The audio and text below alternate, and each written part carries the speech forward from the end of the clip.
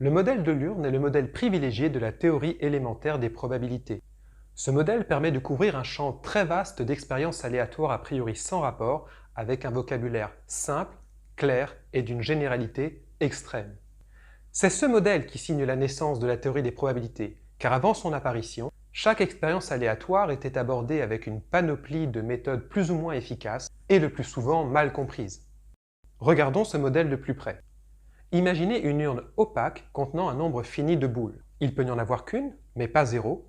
Il peut y en avoir énormément, mais pas une infinité. L'urne en question s'appelle l'univers des possibles, ou simplement l'univers pour les intimes, et les boules s'appellent les éventualités de l'expérience aléatoire. Quant à la boule qui sera effectivement tirée, on l'appelle l'issue, ou plus exactement, on ne l'appelle pas, car si on connaissait l'issue de l'expérience aléatoire, on ne se casserait pas la tête à faire une théorie des probabilités. Chaque boule doit être identifiable à vue, mais pas au toucher.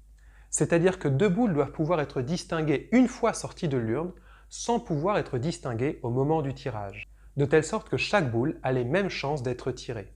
Il y a bien des façons d'exprimer les chances en question, en bits d'information, en décibels, en fréquences naturelles, qui ont donné naissance au pourcentage, mais les deux plus courantes sont les cotes, utilisées pour les paris sportifs, et les probabilités. Bien plus facile à utiliser d'un point de vue théorique, c'est pourquoi la théorie des probabilités s'appelle théorie des probabilités et pas théorie des cotes. En l'occurrence, s'il y a n éventualités dans notre univers, chacune d'elles a une probabilité de 1 sur n. Plus généralement, on peut déterminer la probabilité d'un événement, c'est-à-dire la probabilité que l'issue appartienne à un ensemble d'éventualités particulières, grâce à la formule des probabilités élémentaires. Cette formule, la voici, la probabilité d'un événement, c'est le nombre d'éventualités favorables à l'événement divisé par le nombre d'éventualités de l'univers. Une probabilité n'est donc qu'un nombre compris entre 0 et 1, donnant la proportion d'éventualités favorables par rapport à l'ensemble des éventualités de l'expérience aléatoire. Par exemple, à l'expérience aléatoire lancer un dé équilibré à 6 faces,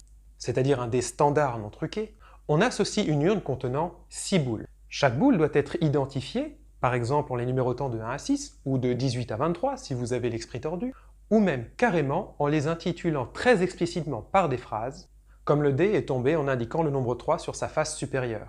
Vous faites ce que bon vous semble, pourvu que chacune des 6 éventualités de l'expérience aléatoire soit clairement identifiable.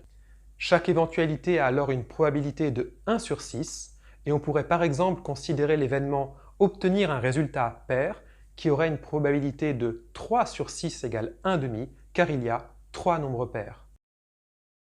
J'espère vraiment qu'à ce moment de la vidéo, vous vous dites que tout cela est d'une simplicité enfantine et que vous auriez pu, par vous-même, inventer la théorie des probabilités. Car il ne semble pas y avoir grand génie à remplacer un lancer de dés par un tirage dans une urne à 6 boules.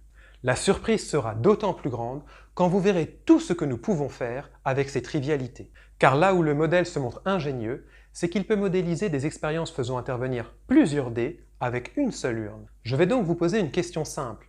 Comment modéliseriez-vous l'expérience aléatoire consistant à jeter simultanément 2 dés équilibrés à 6 faces grâce au modèle de l'urne? Réfléchissez-y quelques instants avant de reprendre la vidéo. Si vous avez répondu qu'il suffit de prendre 11 boules numérotées de 2 à 12, car quand on lance 2 dés, le plus petit score est 2 et le plus grand est 12, vous avez surinterprété ma question. Je n'ai jamais dit que j'additionnais le résultat des 2 dés. On pourrait tout aussi bien les multiplier, les soustraire, prendre le résultat le plus grand, ou que sais-je encore. L'expérience aléatoire consiste juste à lancer 2 dés et à observer l'issue obtenue. Par exemple, observez que le premier dé indique 2 et le second 5. Peut-être aussi avez-vous répondu qu'il suffisait de mettre 12 boules dans l'urne, 6 boules pour chaque dé. Mais alors tirer une boule dans l'urne ne vous donne pas le résultat des 2 dés, seulement d'un seul. Peut-être alors me direz-vous qu'il suffit de prendre 2 urnes contenant chacune 6 boules et de tirer simultanément une boule dans chaque urne. Ou ce qui revient au même, de prendre une seule urne de 6 boules, tirer une boule, noter le résultat, remettre la boule dans l'urne et procéder à un second tirage. Mais ce faisant, vous sortez du cadre du modèle de l'urne qui consiste à tirer une seule boule dans une seule urne.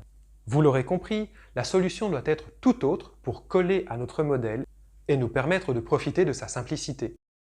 La question fondamentale à se poser pour construire notre univers, c'est quelles sont toutes les éventualités de l'expérience aléatoire? Dans le cas du lancer d'une paire de dés, chaque éventualité doit indiquer de façon exacte le résultat des 2 dés. Il y a ainsi 6 éventualités pour lesquelles le premier dé indique 1, il y a également 6 éventualités pour lesquelles le premier dé indique 2, et ainsi de suite, pour un total de 6 x 6, 36 éventualités, et en particulier, la probabilité d'obtenir un double 6 est de 1 sur 36. Les deux façons usuelles de voir ça d'un coup d'œil consistent soit à faire un tableau à double entrée, qui aura alors 36 cases, ou de faire un arbre de dénombrement, qui aura lui 36 feuilles.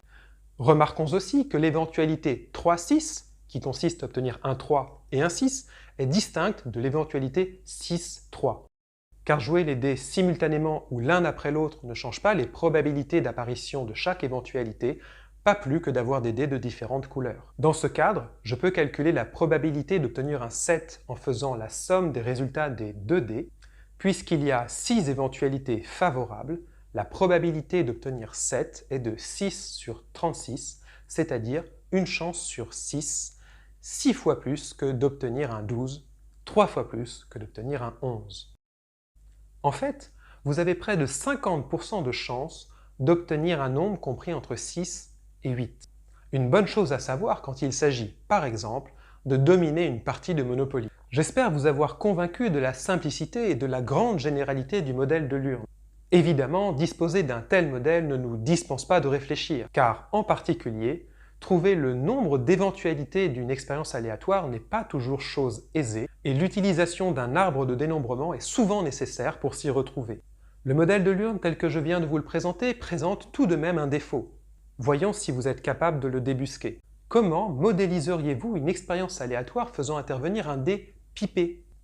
Par exemple, un dé qui tomberait sur une face avec une probabilité proportionnelle à sa valeur. Nous essaierons de voir comment nous y prendre dans une autre vidéo.